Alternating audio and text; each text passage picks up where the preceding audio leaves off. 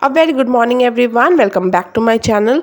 आज आप वेदर देख सकते हो, बहुत ज़्यादा ब्यूटीफुल प्लीजेंट वेदर था ना। मैं 1 2 3 स्टार्ट बोलबो तापरे 1 2 3 start.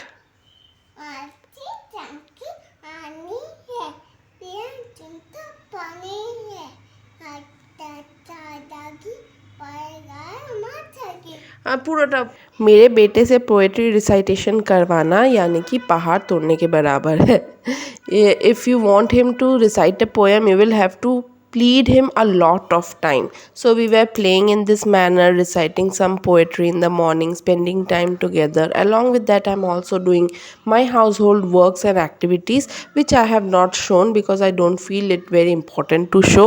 And if you are watching my channel, please subscribe to my channel. अगर आप लोग मेरे चैनल को अभी देख रहे हैं तो मोर इन्फॉर्मेटिव, एजुकेशनल और एंटरटेनिंग वीडियोस के लिए सब्सक्राइब कीजिए। तो आज ब्रेकफास्ट में मैंने बनाया था चीला, जो वो जैम के साथ बहुत एंजॉय कर रहा है। So my child was enjoying chila with jam and now I am preparing the lunch for today, जिसमें बहुत कुछ था। There were lot of material today in lunch and this is the mutton which I am preparing। ये mutton है जो बन चुका है, मैंने प्रिपेयर कर लिया।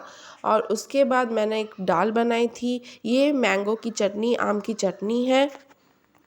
A very good afternoon everyone and welcome back to my channel Sniggy's Vlogs with Literary Talks. Till now you must have seen my vlogs, so it's time for Literary Talks. For today I have taken a paragraph, a very short paragraph which gives you a valuable lesson. So without any further ado, let's read.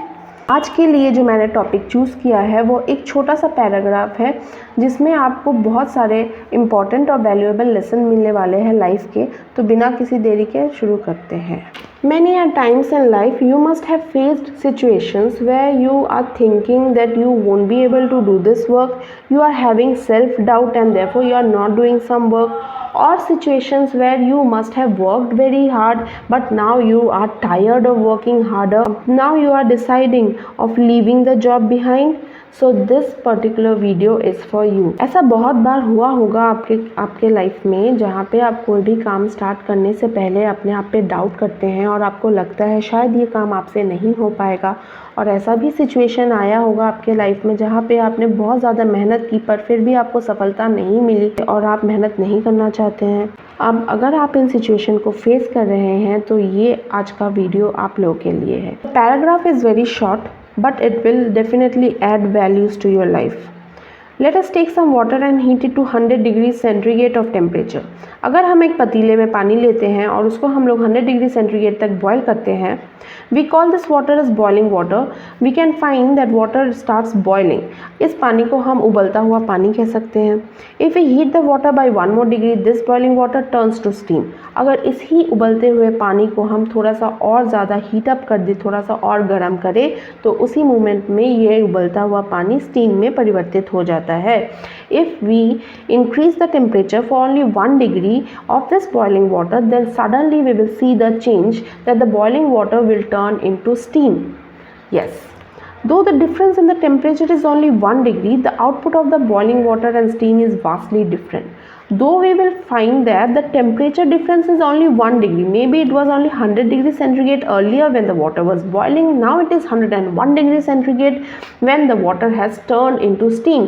That means the temperature is only increased for 1 degree, but the change is enormous. The change is very huge. The difference that it is making is very huge because we very well know what a work a boiling water can do and what amount of work say a steam can do. तो यहाँ पे हमको दिखता है कि शायद temperature में difference सिर्फ 1 डिग्री का रहा होगा, पर जो चेंज आया है उबलते हुए पानी में से जब भाप बन जाता है तो भाप और उबलते हुए पानी में जो ज़्यादा डिफरेंस है वो सिर्फ इसी छोटे से टेम्परेचर की वजह से हो गया है। एक उबलता हुआ पानी कितना काम कर सकता है और भाप से हम कितना काम ले सकते हैं हम सभी को पता है। That means boiling water is useful but not as useful as the steam is. So The great work that the steam can do is phenomenal, something which is remarkable. Remember, a little can go a long way. यहाँ पे author ने बताया है कि इसी तरीके से छोटे छोटे चेंजेस अपने लाइफ में, छोटे छोटे हार्ड वर्क अपने लाइफ में हम लोग को बहुत ज़्यादा आगे तक पहुंचा सकती है। यानी कि ऐसे सिचुएशन में जब आपको लगे कि शायद मुझ में वो क्वालिटी नहीं है, शायद मुझे और हार्ड वर्क करने की हिम्मत नहीं है, आपको तब अपना रास्ता नहीं बदलना चाहिए। तब आपको मन लगा कि अपने काम को और ज़्यादा और थोड़ा ज़्यादा हार्ड वर्क के साथ करते रहना चाहिए, तो आपको सफलता ज़रूर मिलेगी। Because it might be the situation कि आप बॉइलिंग वाटर के पोजीशन पे हो और अभी आप स्टीम में बन सकते थे, पर फिर आप रुक गए वहीं पे। So with the help of this small paragraph and the example of water, the author is telling us the reality or giving us the picturization of the real life where we are taking our steps backwards because of fear of failure. Maybe if we go one step ahead, we could be successful in life. यहाँ पे इस छोटे से paragraph में author ने हमें ये बताया है कि हम उस सिचुएशन को कैसे फेस करें। ऐसा हो सकता है कि शायद एक स्टेप आगे जाने पे हमें सक्सेस मिल जाए, पर हम उस सिचुएशन में अटक जाते हैं जहाँ पे हम अपने आप पे सेल्फ डाउट करना स्टार्ट कर देते हैं और अपने कदम पीछे हटा लेते हैं। हमें ऐसा नहीं करना चाहिए, क्योंकि हमारे जीवन में हम जितना छोटा स्टेप्स लेते जाएंगे, the small steps that we take in our life will actually lead us towards success.